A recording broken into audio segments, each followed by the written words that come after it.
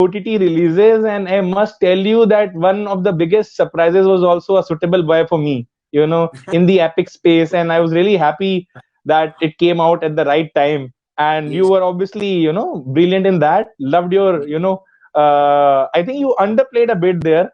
If I read it correctly, I think you underplayed it a little. Probably that's what the role demanded. But you Yeah. really came. The arc was really interesting. You know how your character evolved. Initially you were this underdog, and Yeah. people really rooted for you, and in the end when you surprise everybody, with Yeah. that, you show your, the other achiever side of yours. That was a big surprise for me. And so one of the more interesting arcs, obviously it was a saga, it was an epic, so there were Yeah. a lot of interesting, subplots, interesting arcs. Yeah. Yours was probably one of the most surprising ones, and I really liked it, right till the end. I'm And so also, glad you enjoyed it. I must Huh. congratulate you. 10 years of Saath Khoon Maaf today. Oh yes, today is 18th of 2011, 18th. yes, yes, Yeah. 2007 it released. Congratulations. Yeah. Thank you, Big thank you. thing. It released on this very day 10 years ago, and Yeah. it's Time flies really. away. I think everyone should revisit and check out the film again. It's a really fascinating film. I think I end up revisiting it once every 2 years or so. So I think the last time I saw it was in 2019, and every time I see it, I see new things in it. Like really, really, and also as one watches more and more films, one can also make certain correlations. Like when I watched Satkur Maaf the last time, what really struck me was the gothic aspect of it. There is, I think, is Yeah. one of Yeah. Yeah. Yeah. Yeah. the Indian I, films I that only discovered it. I only discovered the gothic aspect much later. During the first couple of screenings, I was more into the characters.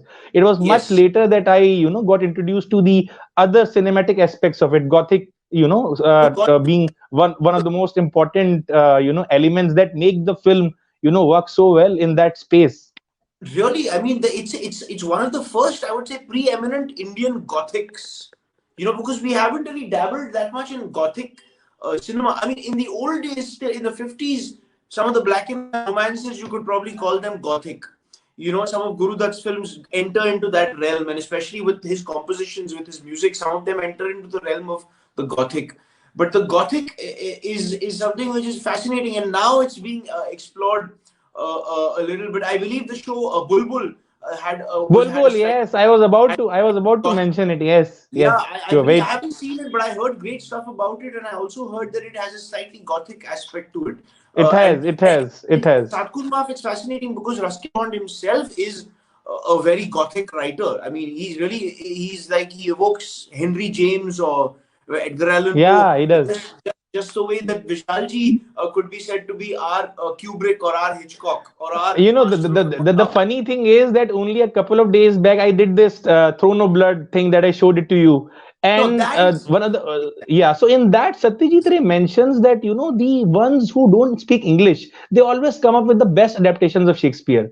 The ones who so don't speak English, English is not a native language, not necessarily speaking English, but somebody for whom English is not a native language. So it could be Vishalji, it could be Akira Kurosawa. So these interesting. people are able to, they are able to translate Shakespeare at the visual level more, because the language takes the back seat. Most of these English, filmmakers or people who have English as their first language, they are so, and you can't really blame them. The language is so flowery, it's so beautiful Yes, that you end up, yes, investing it in a lot. But when you yes. are doing it in a non-English language, the visual aspects, come to the fore. That's the beauty about Maqbool. And Vishal sir has always been so, I think he's the best literary writer, and you Yeah. rightfully said that, he really got it right, and he always does it. In Heather also he got it so right. Yes, I feel it Heather is one of also. the best, it is one of the best Yeah, adaptations of Hamlet.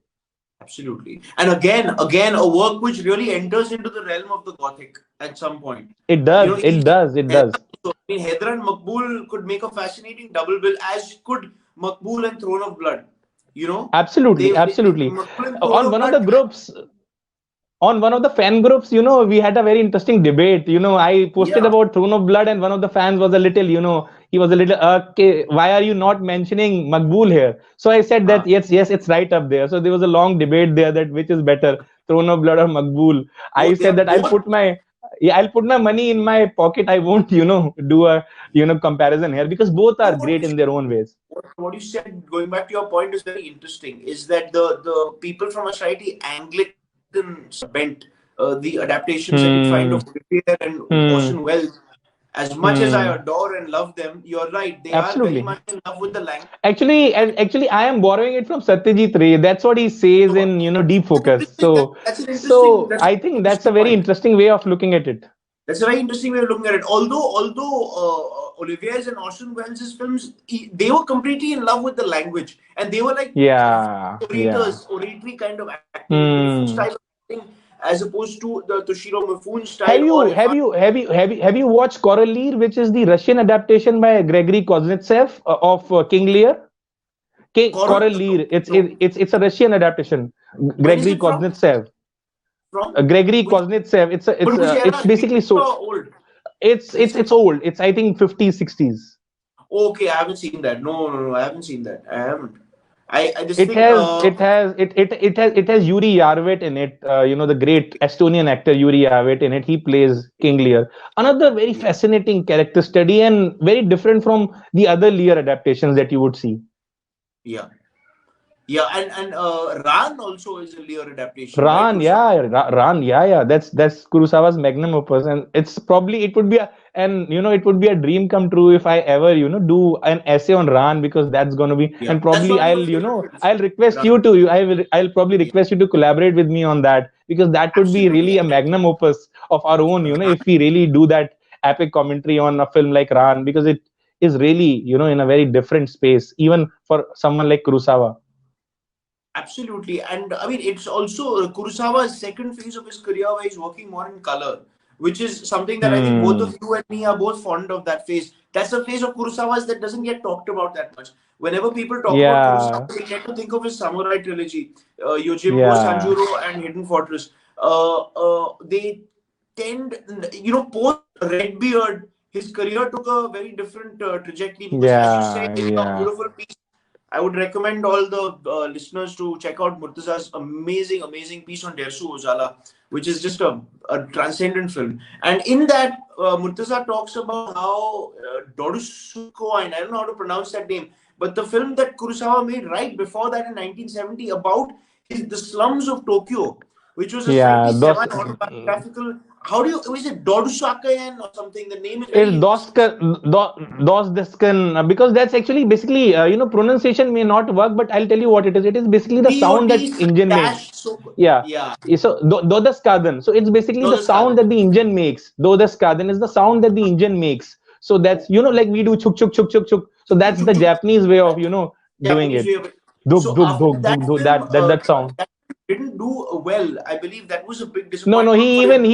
and that was his home production, and he even Yeah. attempted suicide. He made two suicide attempts. That was the first one, actually, and Uh, fortunately for the whole of cinema, that he survived it, and he was able to immediately after that he gave us Darsu Zala, and a so then Russian he film. went That to was the first. Russia. So then, which is Yeah, a because Russian because because because Japanese co nobody in Japan wanted to fund him at that point in time, because they had thought that he is a spent force now, and there's no point investing in his ideas. And obviously, his films were always above budget. If you look at a typical Japanese film, a Kurosawa film, even though he would work within the limits, even though because the ideas were really grand. So in order to execute those ideas, you had to spend a lot.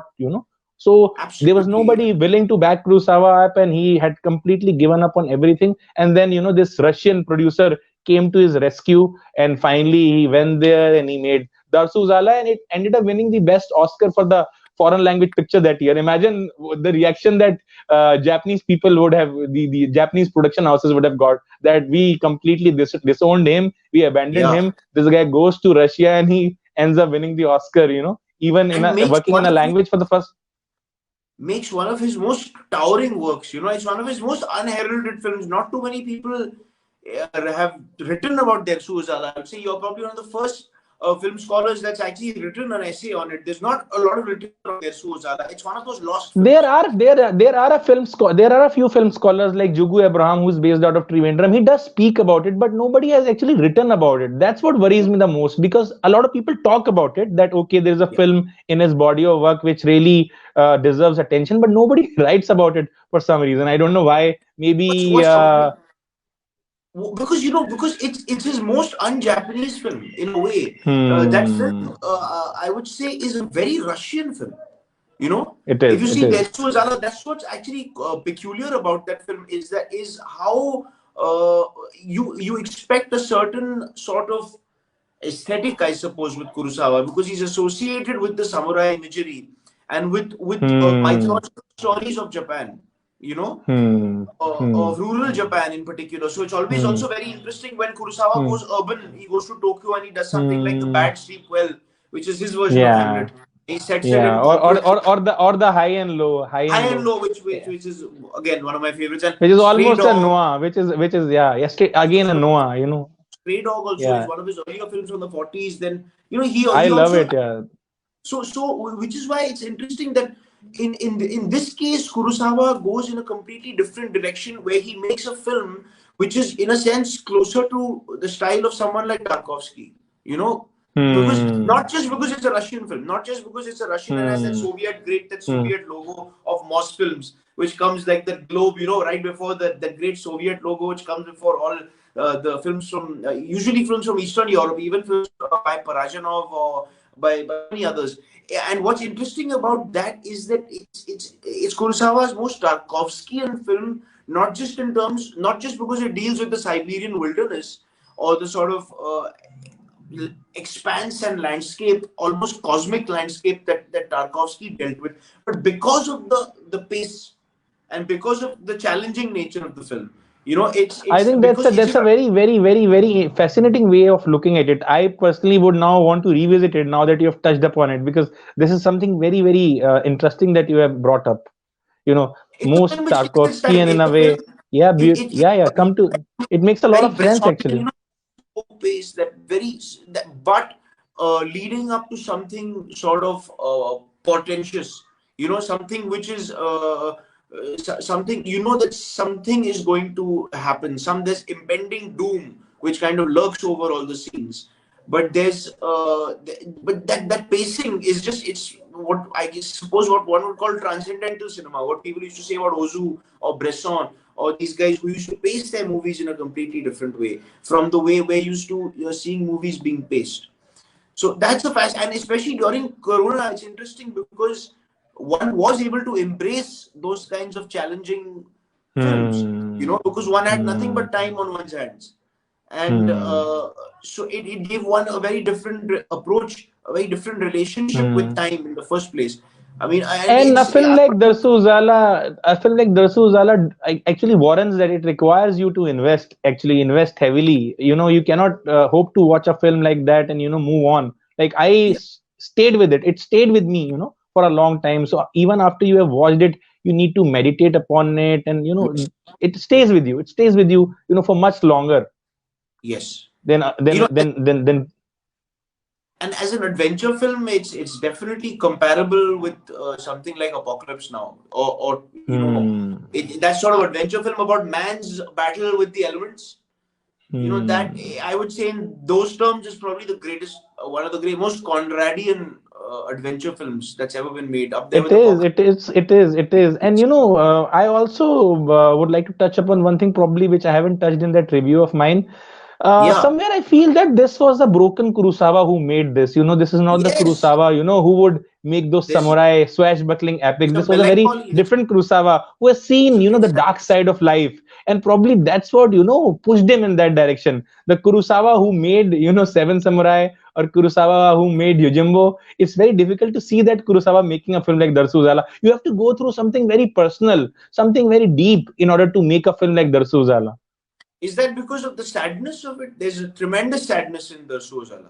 There's There just is, a yeah. tremendous melancholy. There's a sense of immense sadness because it's a film about those two friends, right? The Russian colonel and Dersu Uzala, who's their guide, who I believe belongs to a sort of a Mongolian tribe in the Yeah, Siberian yeah, wilderness.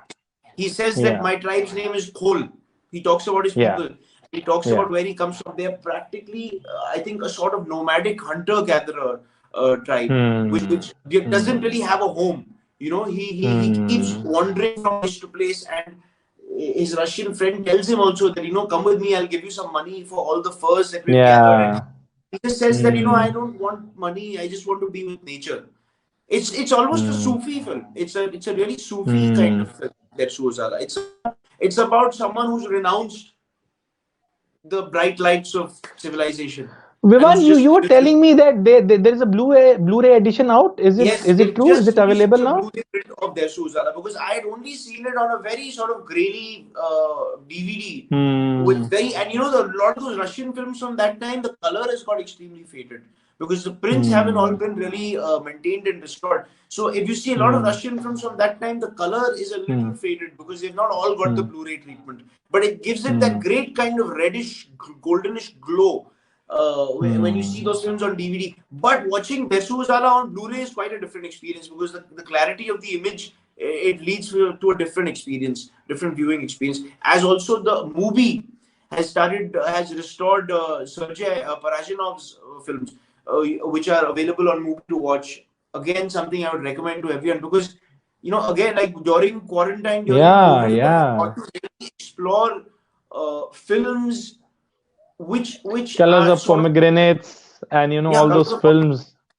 films from cultures which have not been depicted so much to us in popular culture, because we are so saturated with western sort of cultural influences, is that I really tried in the quarantine to make a conscious effort to go and explore Central Asia in particular, the work that's come out of Central Asia, that belt. Especially and for me, in terms of Corona, I would say the most important works that I experienced in terms of literature and in film definitely came from the Eastern Bloc. Wow. Definitely came from that side of the Iron Curtain. Of whether it's the Soviet films or whether it's films from Eastern Europe, Polish films, Czech films, films from countries which have dealt with a collective trauma and which are still trying to process, Hmm. and which were able Hmm. to exorcise those sort of horrors that they faced through their work.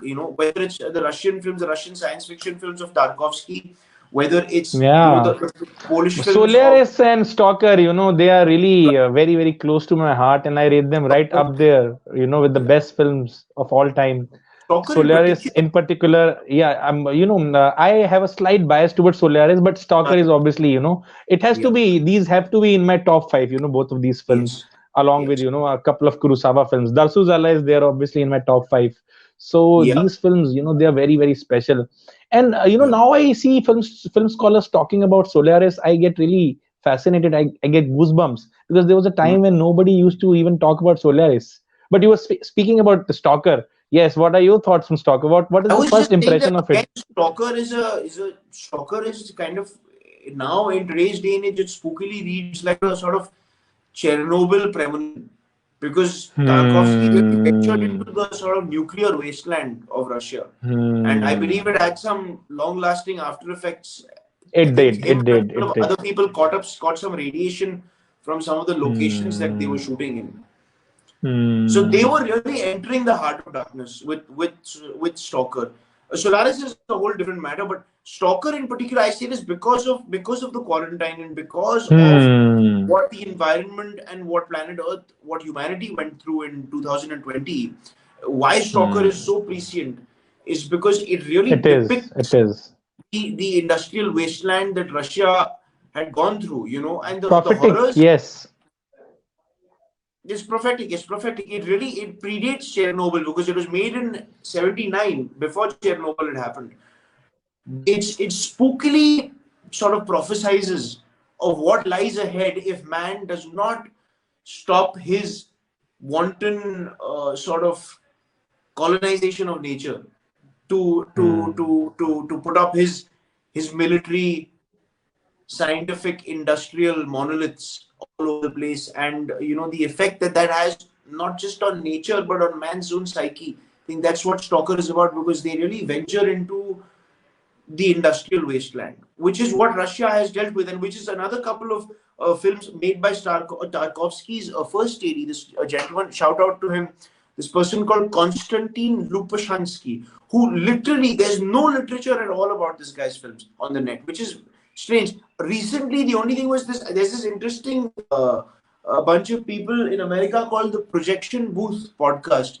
They recently did an Wow. episode on his films, because those two films of his, which he made, I think after Chernobyl, one of them called Dead Man's Letters, 1986, which is about the nuclear apocalypse and about these people who live in these underground bunkers, and who every time when they have to step out of the bunker, they have to put on those World War One grotesque-looking macabre gas masks, just the way that we have to put on masks, which are far less macabre and scary looking than those masks. But that and this other film of his called Visitor to a Museum, 1989, which are just films which I mean, they just completely blow your mind. You don't come out of those films the same person, because they really take you and they make you venture into completely unforeseen, uncharted territory.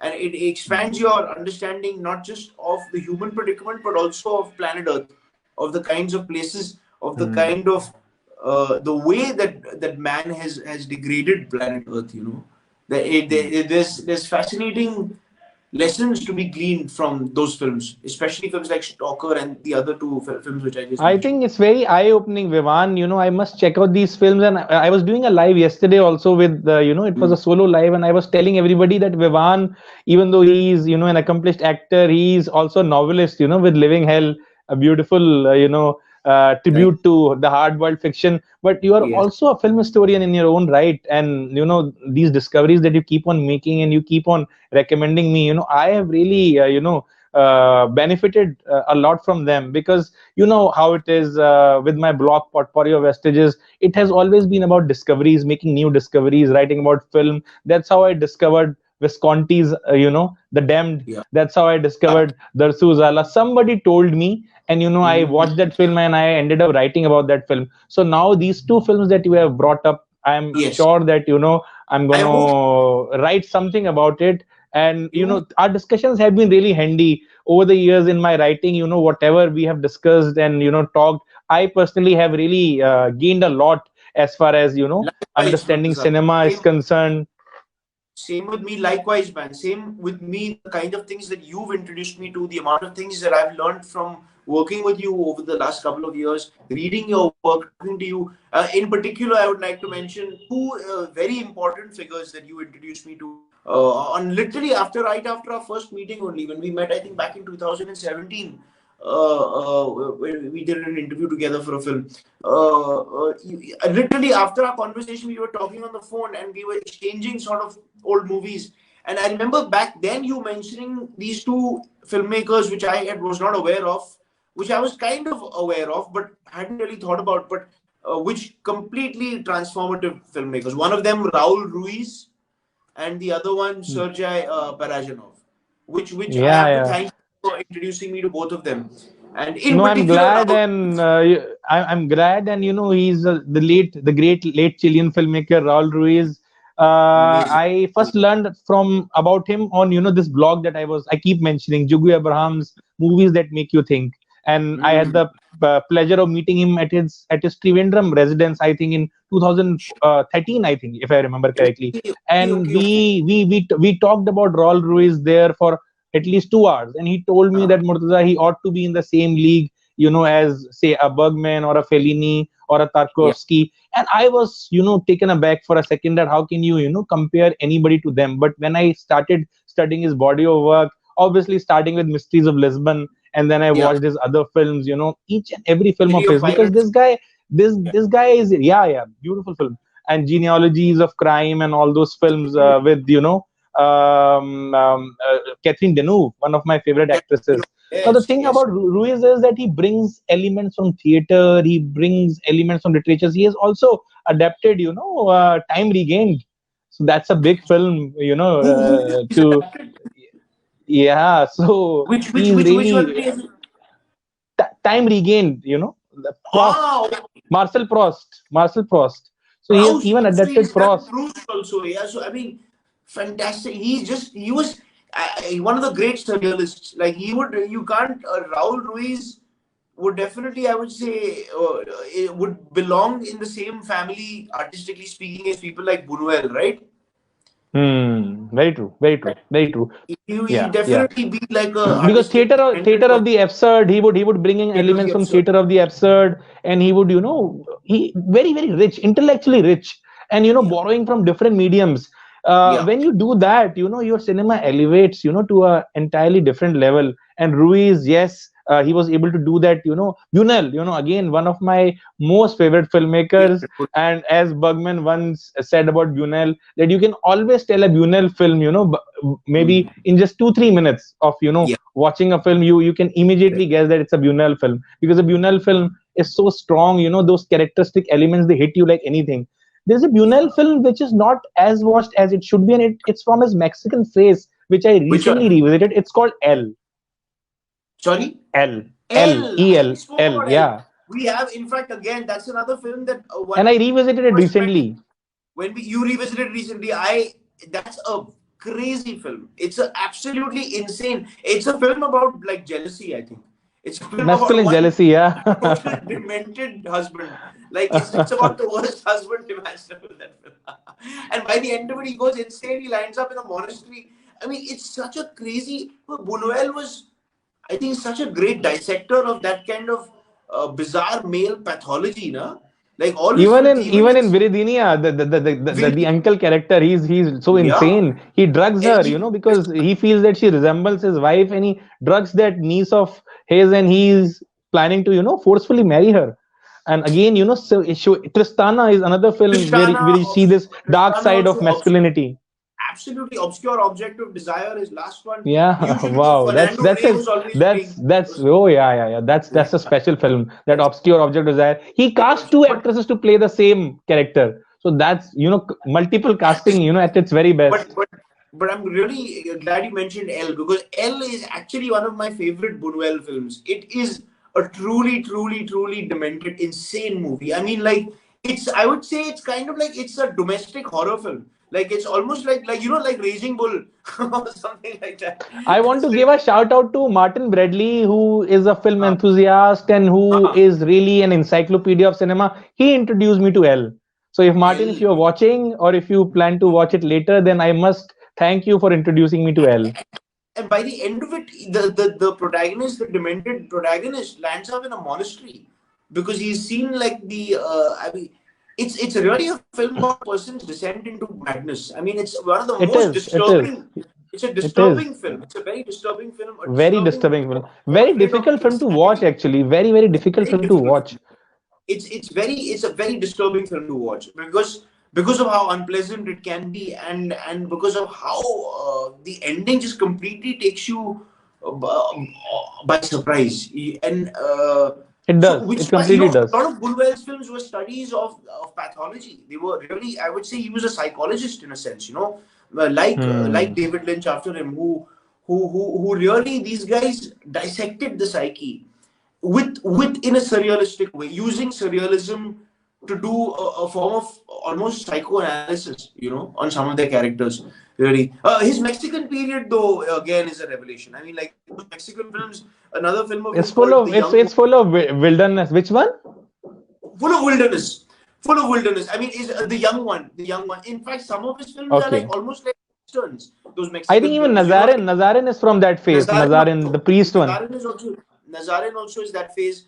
Then so many, and you're right. They're all in this wilderness. They're all in this Mexican jungle kind of adventure stories. Not what you would expect. They're not traditionally surrealistic films. So you can't think of them first as a Buñuel film, because some of them are almost like conventional westerns, Hmm. Mexican. Because he Yeah. worked for the Mexican film industry for a while, Buñuel. Hmm. And during Hmm. that period, he wasn't able to. He had to really smuggle in his surrealism, because he was making what Hmm. would be otherwise considered commercial Mexican films. So he had to Hmm. really smuggle in his sort of his surrealism into those kind of genre kind of scenarios. But all those, again, like, I mean, I think all those filmmakers who were making films during and about some very rough patches of human beings, about mankind's history, they really found a way to exorcise whatever humanity was going through at the time through art, which is what I think Hmm. art's duty in life, in society, is to Hmm. kind of heal, Hmm. in a Hmm. sense, and so that's why Hmm. certain works, which I would also like to ask you, Murtaza, for you during the quarantine, because we all had so much time, we all went down so many rabbit holes, we all, and thankfully due to the digital age, a lot of the stuff is available and accessible to us, so we can really indulge our own sort of obsessions as far as particular types of movies or books or art is concerned. And because a lot of it is available to us on the internet, we can actually download whatever book or movie we want to watch or read. So, which for you, which were a couple of big discoveries, obscure, whether they were obscure or not obscure, but which really made sense to you during the time of COVID, or of a time of great spiritual despair or uncertainty, not knowing what mankind's future is looking like during very bleak times. What were some of the works, whether they were books, films, shows, TV shows, series, anything that gave you some kind of solace and peace during this time? Vivaan, I don't know. I always, as a critic, I always have criticized escapism, whenever I get a chance, because I don't like commercial escapism, which is done for the sake of it. But there was a time, I don't remember when, I think around May, June, when I was really, feeling a little detached. I was feeling really low. And Mm.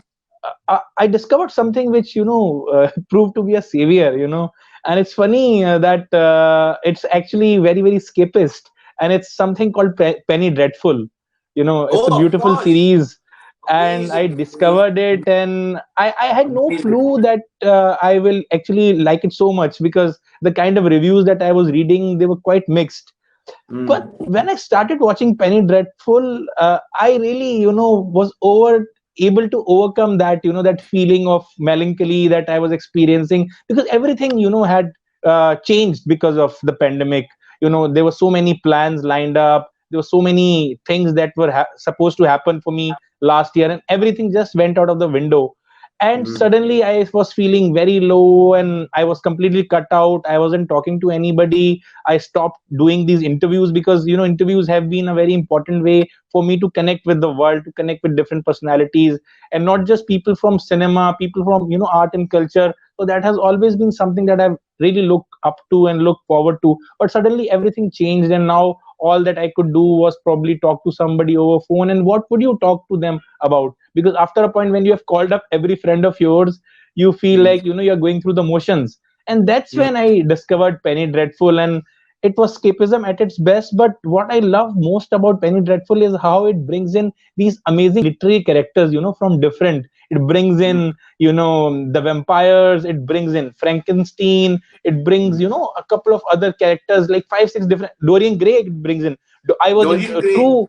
Yeah, I got introduced to this great, novel by Oscar Wilde Oscar Wilde. after watching this. Yeah, and beautiful. And I was really fascinated that he was literature. All those characters which I have heard about or which I have read about, they are now right in front of my eyes. For example, Mm. Dorian Gray is there. There is Frankenstein, and obviously there are a few new characters also. For one is Vanessa Ives, played by Eva Green, and one of the Mm. most fascinating characters that I have come across. And I really loved her performance in that series. It's in a very dark space, very diabolical space.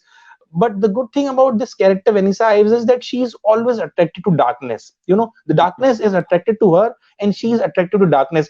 But her heart is really pure. So even though she is attracted to darkness, and darkness is attracted to her, she is still very pure. She wants to come out of it always. So there's always the struggle, because she has been in very, very dark spaces and unimaginable. Because there was a time that she really had this girl who was like sister to her, and she became the reason why her life was ruined. So anybody she touches, anybody who comes in her life, they end up suffering because of her. So it's a journey. She is going through these dark spaces, and so I was also going through my own dark spaces because of the lockdown. So I was, to a great extent, was able to relate. Similar thing happened with me almost a decade back when, during my first job posting, I was sent to Chennai, and I had to, spend some of, because I had no friends, and that was the first time I was actually traveling out of You Delhi. And relocating. they, Yeah. yeah, and I that point in time I got introduced to Salman Rushdie's Midnight Children, and I could relate Mm. to Salim Sinai, the character, his ordeals. So this happened with me for the second time, wherein I was able to relate to the character right to a T.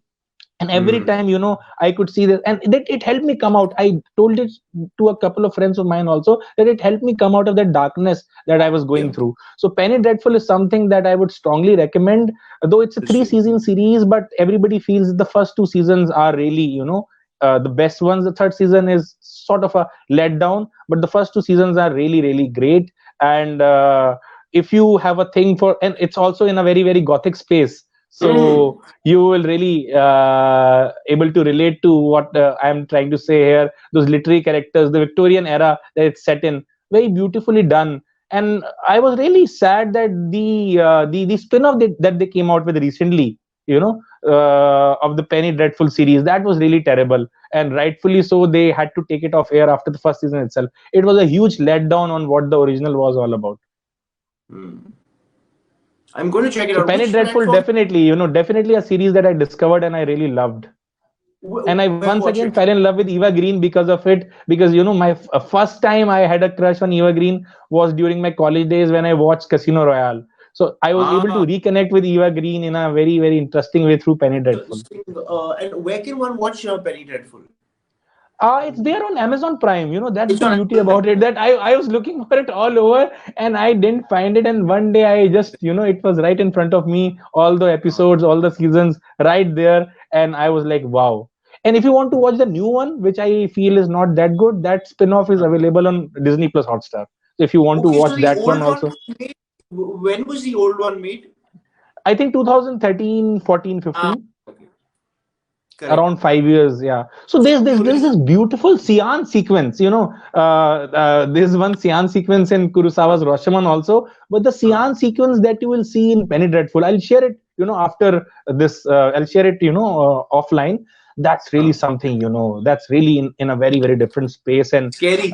it's really, yeah, it's scary. And the performances of it, it stars, our the lesser known Timothy Dalton, Sir Oh, of Timothy course. Dalton.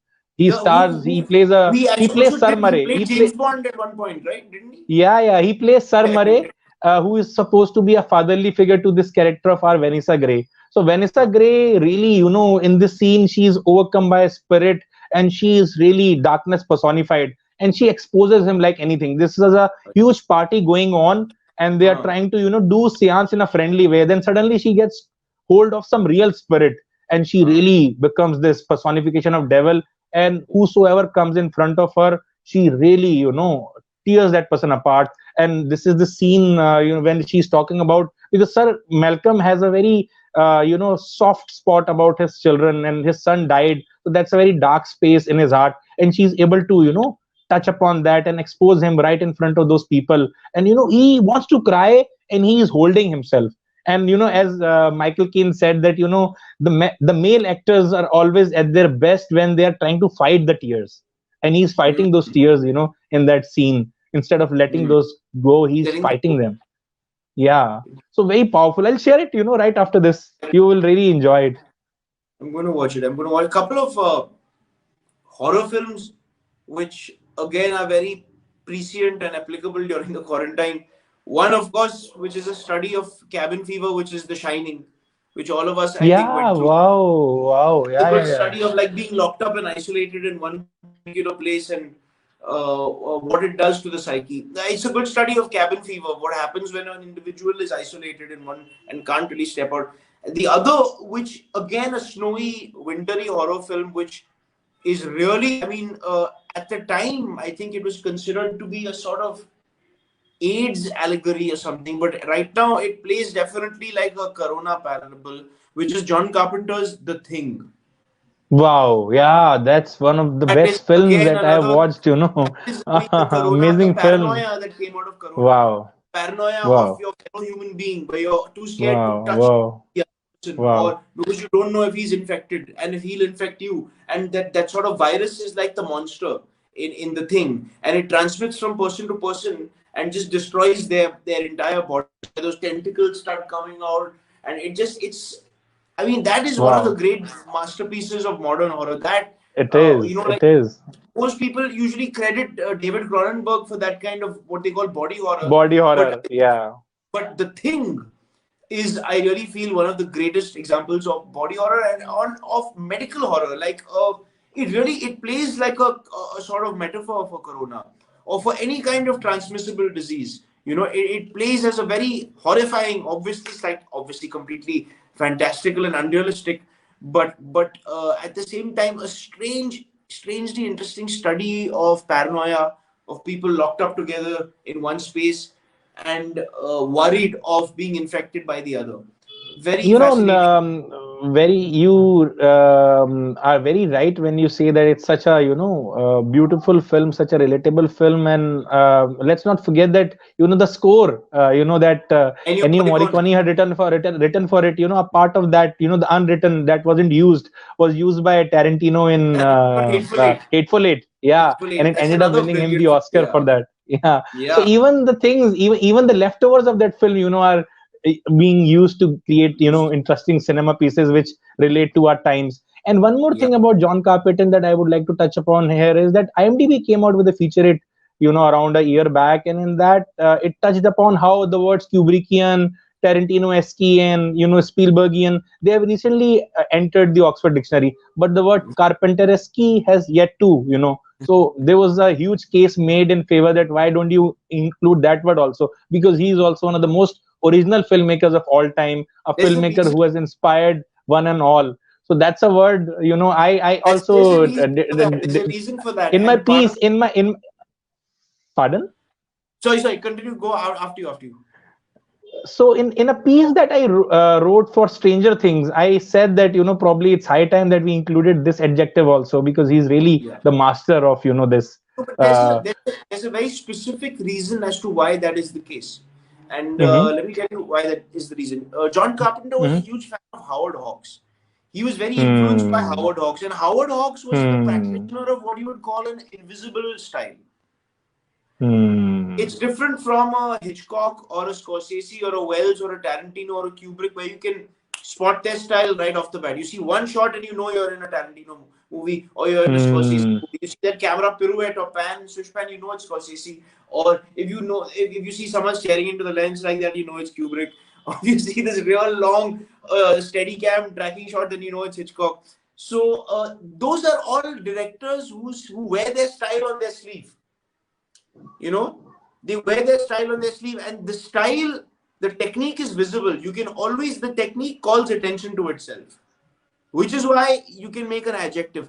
But Howard Hawks and John Carpenter are practitioners of what you would call an invisible style, not an anonymous style. That's different, because an anonymous style Invisible means like style. he's a commercial director. That's a hack. Hmm. An anonymous style Hmm. is not, nobody likes an anonymous style, but an Hmm. invisible style Invisible where you style. have to really look for the director's trademarks. John Carpenter's directorial touches and flourishes aren't as apparent as are the directorial flourishes and touches of other horror filmmakers, someone like Mario Bava or Hitchcock or even George Maribao. Romero. Those guys are much more. You can tell that this is their directorial trademark. John Carpenter, on the other hand, sort of adapts to whatever the form or the story or the genre of the film is.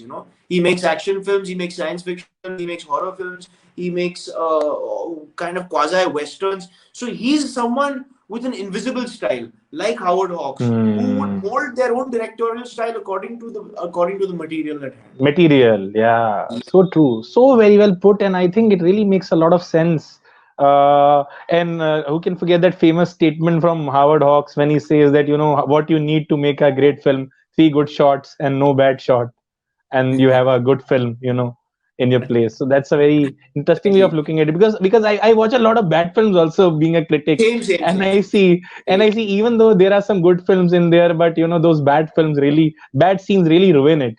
And that was so true. It held true then, and it is true now, that if you really want to make a good film, that even though you can have, say, five great scenes, five very good scenes, but you cannot afford to have bad scenes.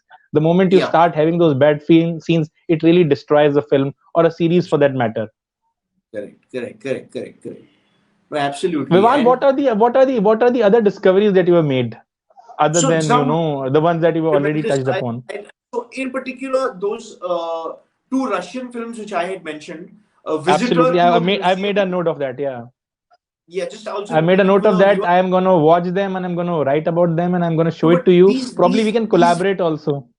I would love to. We could maybe do a video essay or something on those. But so also, okay, Sure, so the two Russian films which I mentioned, which are Visitor to a Museum and Dead Man's Letters, both Dead Man's directed Letters. by Tarkovsky's. I'm just repeating it for the viewers. Both directed by Tarkovsky's first AD and his protege, Konstantin Lubchansky. And watch these films and create some discourse around them, because sadly, there's not a single piece of literature about these films on the internet. They are completely obscure. They are so obscure, these movies. I mean, they're really difficult to find, but seek them out. They are very rewarding. And another film, which again deals with some sort of isolation and seclusion, which is a film called The Desert of the Tartars by Valerio Oh yes, Zurlini. oh Yes, yes, yes. which is This an is my in Italian. my collection. This is actually in my Yes, collection. But yes, do tell me more about it. so it's a French Italian co-production with a phenomenal all-star cast of international cinema of that time. Everyone from Fernando Rey to Jean-Louis Trintignant is there. To I mean, you name it. Yeah, there's Vittorio Gassman also is there. There's Juliana Gemma. There's, I mean, it's just full. It's just stocked up with international all-stars, superstar actors from the 70s, European actors from the 70s. And it's a fascinating film. It's been described as Waiting for Godot meets Biogest, because it's about a French legionnaires outpost in the sort of middle of the Tartar steppe, which is one of the most remote uh, terrains of the globe, which is Central Asia, which is really the sort of desolate expanse of Central Asia. And there's this sort of fortress in the middle of nowhere, and they're sort of where a French legionnaire's outpost has to wait for the enemy, the barbarian hordes, to invade them. And every day, for years and years and years on end, this small regiment of French legionnaires at this remote outpost in the middle of nowhere has to observe their military drills, their marches, their rituals, their Wow, roll calls, their assemblies, their head counts, and they start observing this military ritual every day for an enemy which is probably never going to come. And it basically, their military rituals that they start observing devolve into wow, madness. So it's wow. really about waiting for the enemy, waiting for Godot. Literally, it's like Probably, somewhere I feel that George R. R. Martin took an idea from here, and that the idea of the wall and people guarding just the wall and waiting for an exactly invisible enemy who might never invisible enemy come. who never comes, and the soldiers go mad just waiting for the enemy to show up. And it's a fascinating study of the military psychology of of Wow, of of and also of man's almost really pathos ridden endeavor to sort of tame the wilderness, to prolong, expand conquest for expansion of empire. It shows you how pathetic all those things can be, and how stupid and futile all man's attempts from the beginning of time to just expand and conquer and fight. You know, it's a fascinating indictment of that particular type of tendency which mankind has always been plagued and beset with. So these three are fascinating. definitely, I mean, many others also which one could go on about, but these are the three key ones, because of, Hmm. I would say that they really give a person, they gave me certain spiritual answers to a time of Hmm. utter uncertainty, when one Hmm. did not know what the future of mankind is looking like, where one Hmm. really went lapsed into sort of cosmic Hmm. kind of thinking, Hmm. where Hmm. Hmm. one of the first things that Hmm. I did when I was feeling really low and feeling very depressed during the quarantine is I started calculating the age of the planet. So I went to Google and I Wow. typed what's the age of planet Earth? 5 billion years. After that, I went to type Wow. when did the dinosaurs die? 4.5 billion years. After that, I typed Wow. when are the earliest the sort of earliest signs of our primordial ancestors. So I just realized a very strange fact is that if our planet is 5 billion years old, humans we have only inhabited it for about 400,000 years out of those 5 billion years. Wow. So, yeah, So we are very think about new. We are very young. we're very young. Still in We're our, very young what should I indeed. say? Yeah, still very, very young. Probably During toddlers. Corona, Still yielded in me some. toddlers. We're still toddlers. So Corona yielded in me some very strangely, bizarrely cosmic kind of thinking to give oneself some sort of solace and peace during a time of immense sort of paranoia and terror, and of horror of what is going to happen in the forthcoming year, in the what tomorrow will bring. That sort of basic primal fear was always, I think, existing in each one of our hearts during these 12 months. So And this Vivan, so you were at home throughout, or I, you were also traveling? Maybe were there any no, no, shoots in between? And I'm sure no. theater is anyway not happening. I haven't shot anything for since the quarantine, because I actually did a couple of projects in 2019, Yeah, yeah. I remember because that's when we spoke when your novel had came out and you were yes, at the that's right. book fair and we met there and you were telling me about those projects. That's right. So those projects, actually, there was a little bit of post-production dubbing work, which even for Suitable Boy, for that matter, which had to be done, Hmm. Hmm. which is the only Hmm. form of acting work that I've actually. I mean, I've done online Hmm. performances and whatnot, Hmm. but Hmm. I'm saying that's Hmm. the only form of real, like, film work which Hmm. I did during the quarantine. I Hmm. haven't shot Hmm. anything new during the Hmm. quarantine, because I'm still waiting for those movies to come out before taking on anything. But Hmm. my parents did shoot. My mom shot a film during the quarantine called Unpaused. Yeah, Then yeah, yeah. And I must say that segment is my favorite segment from the entire anthology.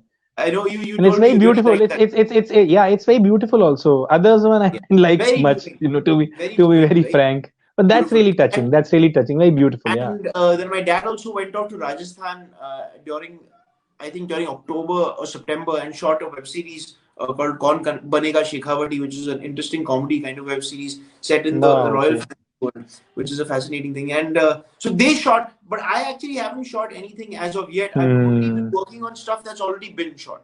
So Hmm. I've Hmm. been here only in Bombay during quarantine. Didn't really Hmm. step out of the city until December, where it was safe. Then Hmm. I went for a little holiday to Dehradun to meet some school friends, and that's about it. Otherwise, Hmm. I've been pretty much Hmm. at home only during Hmm. the quarantine. Hmm. One thing that I have really grown fond of during these last, 5, 6 months is history. And, Yes, history has taken me to places. yes, Like I always, growing up, as a Muslim in a Muslim yeah, family, I always used to hear about caliphs. I always used to hear about, Quran. So I got introduced to some very fascinating documentaries made by Al Jazeera about okay, caliphate and, the okay. beginning and the fall of caliphate. And it's like a Definitely. three-part documentary series and it's really really fascinating, and while I Okay, was watching it I was like, oh my god, this is Game of Thrones.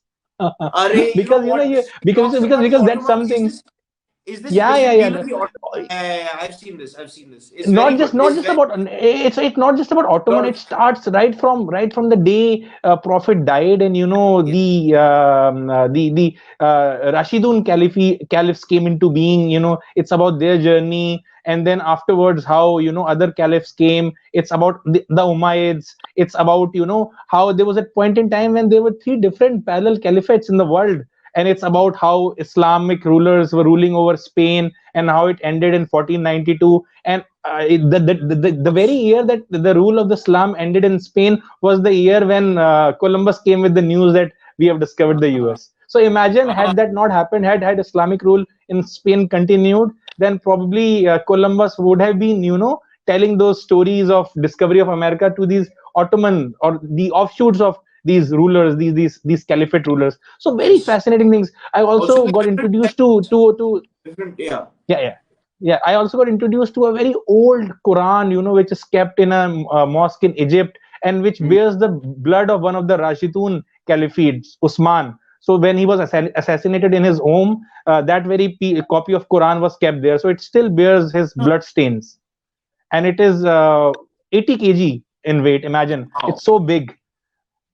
And Wow. through this, I also then moved towards the Mongolian history, Yeah. little bit about Genghis Khan, Changi. how he, yeah, how he became Oh the boy. biggest, the ruler, He was, such a powerful ruler. Then obviously Kublai Khan. But yeah. also, recently I watched a film called The Dig. It's on Netflix. It stars Ralph Fiennes, and it made me, study the Anglo-Saxon and the Vikings history. That was really Mm. fascinating because Mm. this film is about a actual discovery that took place before the Second World War, wherein at one of the sites in England they discovered remains of an old ship. And initially, Mm. everyone thought that it belonged to the 7th, 8th century Vikings. But Mm. when they started discovering those gold coins, they realized that it's much older. It's 4th, 5th century Anglo-Saxon. And that's when I started, reading more about these Anglo-Saxon people, where they came from, and how they were, they had a very strong culture. Vikings never had that kind of culture. So that's The what makes this Druids, story so. the Druids and the Celtics also in the Anglo-Saxon culture also the tribes are the Druids and the Celts, the Celtics. Very Yeah. Yeah, interesting so history. this film actually opened me up to this entire new chapter of history, and I also was really fascinated by a very interesting play on the origins of Dracula. There's a film called Dracula Untold, which is now on Netflix, Okay, and okay, okay. it presents a very, very diabolical take on the origins of Dracula. They say that he was some Hungarian or Transylvanian ruler called Vlad Trappist. That's his origin story. Vlad the Yeah, Impaler, Vlad the Impaler. Vlad the That's right. Impaler, yes. That's right. That's right. So Yeah. another facet, though it's fictional, though they have That's a true story, or is garbled it the a myth? history. It's a myth, but the way they were able to take us back, and the person Mehmed II who conquered Constantinople, that character Mm. appears in that film. So Mm. the different channels of history, how they speak to one another, because even when you watch historical fiction, it Mm. inspires you to watch and study the real history. So that's Yes. mostly what has been happening with me. Even though I have been studying fiction, watching fiction, it compels me to go and Compels look you to out go for and the. read up Yeah, about the yeah, history of what yeah, is depicted. Yes, yes, yeah. that's actually when the work has been successful, when it actually inspires the viewer to go and read up more about that, when it stimulates you to go and actually research about those things. That's, I think, the sign of a film which, or a show or a book which is interesting. When it has that And for effect. and for a good 2-3 months, I was in fascination with South America. So I was Ah, watching video essays, and I was studying about South America, its origins. And that's when I started films like Bakaru. And mm, in the past also I have seen Embrace of the Serpent and very interesting Latin American films. But oh, then I also started delving into history, and I started yes, reading more about the Mayans, started reading yeah, more about the the Aztecs, Incas, and very, Incas. very rich. The world is full of history, and somewhere I feel that our storytellers too need to invest more heavily in history than they have in Indian history. And something interesting is happening now. Neeraj Pandey has come out with this interesting series for Discovery, wherein he's talking about certain discoveries made in the North Indian regions, which a chariot has been found. A friend of mine has watched that series. It's narrated by Manoj Vajpayee, and Mm, they take us back in age, and probably our civilizations were even older than Mesopotamian, because right now mm, we only believe in what we found in Mohenjo-daro and Harappa, but these discoveries probably take us back even further in time. even Even though further. that series is ongoing, I think first episode is out, two more episodes would be coming out. So I feel that what Neeraj Pandey is doing is interesting, but I would like more storytellers to delve into history. And Yes, even if that they would want be to come out with great. historical fiction, come out with historical fiction. I am No, all for historical there's been fiction. a lot in literature, in Indian literature. There's been a lot of exploration of history and a lot of exploration of mythology. But yes, definitely, I think it would be great if we had more films and more shows which delve and explore our own history in an interesting way. That would be amazing. That would make In for fact, I was great so entertainment. compelled. In fact, I was so fascinated by history that I did a essay on Game of Thrones also, and Acha. I purpose in that video essay of mine. I think I haven't shared it with you yet. I Mm, purposefully put in maps of mm, Westeros, maps of Essos, history of mm, Essos, history of Westeros, because I feel that we watched entire 8 seasons of Game of Thrones, but we never really paid heed that where is Dawn, where is Bravos? Where is mm. Meereen? Where is Slavers Bay? Where is Winterfell? Where is the Wall? So I have now started following a different approach. Even in my articles, even in my reviews, I have now start paying greater importance to history, greater importance to the origins. Somewhere probably. And speaking of origins, I also watched this fascinating film about the origins of Citizen Kane, Mank, Of course, that though, of David course, Fincher film. that is amazing. And have you read the Pauline Kael's essay, Raising Cain? Yeah, Which, yeah, yeah, yeah, yeah, yeah, yeah. yeah, I touched upon it. I briefly touch upon it in my review, and another, an essay that was worthy of a book. Such a yeah, powerful and compelling, and it shook Orson very, Welles. It very shook entertaining. everybody. Yeah, very entertaining essay. She was just such an entertaining writer, Pauline Kael. She's really hilarious. So Like, brilliant writer. whatever I do now, I try to connect it. I try to connect the dots. I try to go to the origins. So I feel that my writing have got a little more enriched because of the Mm, time that I got.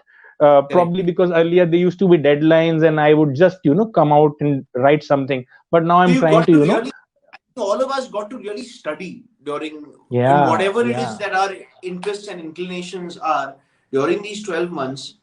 We really got, and thanks to the internet, because a lot of that information is available and accessible at your Because fingertips going to now. the library would have been impossible. Going to the Imagine. library would have been Ha- impossible, or whatever books are there at home, one usually has already read them, so one would have had to reread them all over again, which has also been great. But it's also fascinating to get new information at your finger. The way you said that you suddenly got interested in the Vikings, you suddenly got interested in the Anglo-Saxon civilization. You were able to go and research about that. I think that's a fantastic. We're living in a very interesting time as far as education is concerned, and how we can educate our own selves. In a sense, we cannot become auto dictats. That we can educate our own selves, with whatever that's information, with very whatever, important. yeah, I think whatever our that's what is subjects of happening interest. now. That's what is happening now. Yeah, yeah, pardon. Now, say whatever one's subjects of interest are, one can go and really delve into that in detail nowadays, and get information and sort of knowledge about that at your fingertips, which is really unprecedented. We should really appreciate that. I think that's a fantastic thing, and that So I we are in that. prepared a list of a few things quickly before winding it up. I thought that I Yeah, would share it with you and with my readers. Though I already shared a part of it with you. I was yeah. mentioning about WandaVision. How interesting it is. I've How heard great interesting stuff it is about Wonder. on I've heard sitcoms. amazing stuff. It is doing some amazing stuff with genres. It is transcending Yeah. genres. It is bending genres. So that's very interesting. And the final three episodes would be 1 hour long. So that's Mm. a thing that has come out of Disney. Very interesting. Another thing that I really loved revisiting was Watchmen the movie and Watchmen the series. Series is obviously more Okay. recent one on Yeah. HBO. The Watchmen the movie obviously is like an old one, Zack Snyder, and we all have seen it. But the series is really brilliant. I feel that it is very very dark, and it's very very contemporary in a way. How it speaks to our time, how it takes up the issue of racism, how it takes up the issue of human insecurity, malice, jealousy, white supremacy. So many amazing themes that it touches upon. Then of course I was telling you about The Stand, which is The Stand. available in India on Woot Select. This is basically based on a Stephen King novel, and Stephen King likes to call it his GOT. So that's so epic. Mm. And again, dealing with pandemic, and the other Mm. series about pandemic that I was mentioning you You about were being Utopia. Utopia. You were saying when we were speaking yesterday on message, you were saying that both of these films deal with rationing. Not these two, but Oh, Snowpiercer and The Platform. sorry. Not these two. Snowpiercer and the platform. That's right. Got it. Not these two. That's right. Not the So, stand and. then when there used to be restrictions that, you can only go out in groups of one, two, or groups of, I was able to relate to these films, and I revisited Snowpiercer and I watched The Platform, and I was like, my God, these films are really, really eye-opening. And even in our home, we have started doing rationing now. We have become more economical. We are trying actually to be more economical. So in a way, very eye-opening, some of these films, because you start valuing grains, you start valuing storage, you start valuing life, you start reducing the wastage. That's very important, because from what I have heard, that there is so much of wastage happening that it could feed probably almost half of India's population if we are somehow able to control that wastage. So very Seriously. fascinating in that way. And finally, I would also like to touch upon a film which finally brought me back to the big screen, and I only did it last week. I watched Our Friend. It's a film which Sorry. is based on Our Friend. It's a new release, Oh, Our Friend. So this is my return to the big screen, my first film on big screen after a year. The last one I wow. watched was Les Miserables, the French film, the new Okay. French film. So this was almost after a year. And another very interesting film. The fascinating thing about this film is that it's based on an article written for the Esquire magazine. It's about a couple and their best friend, and one of the couples, she had cancer, and how their best friend help them deal with it, and it's about their journey, their struggle, and all of that. So very difficult film to watch in a way, because all films about cancer are a little difficult to watch, but also at the same time it tells you a lot about friendship. And we started friendship when we spoke of Darsu Zala. So any film and Mm, every film that talks about friendship, especially in today's time, I think we have started very much valuing company more than ever. Sometimes more we would take our friends for granted, especially in the normal times, but nowadays when we are all alone and we know that social distancing norms are in place, I think I've started calling up my friends more frequently. My friends have started calling me up more frequently. We have started connecting with each other more frequently. And I think we have learned a lesson or two about friendship during some of the toughest times that have been known to us. absolutely, yeah, absolutely. And some of the most important lessons that I've learned during the quarantine, was one of the most existential things that almost hits you is that everything is relative. Everything, I think that Hmm. was one of the big takeaways, that everything is relative. That whatever one's own personal woes or pains or whatever is, it's always relative to what somebody else is going through. And that's, I think, has been a big wake up call for humanity in general, to have that perspective and to realize one's own predicament, to realize how advantaged and privileged one is in comparison to your fellow human being. Because in Hmm. the Buddhist, I mean, there's a great line by Jean Paul Sartre, where he says that you are not what you are what you are not. Hmm. Think about that for a second. That, and especially in today's day and age, because you are what you are not. So I am not a poor person who has to fend for his living, who has to provide 3 square meals a day and is having an impossible time doing that. So I think that thought should never leave any of our minds, of what our own fellow human beings are going through.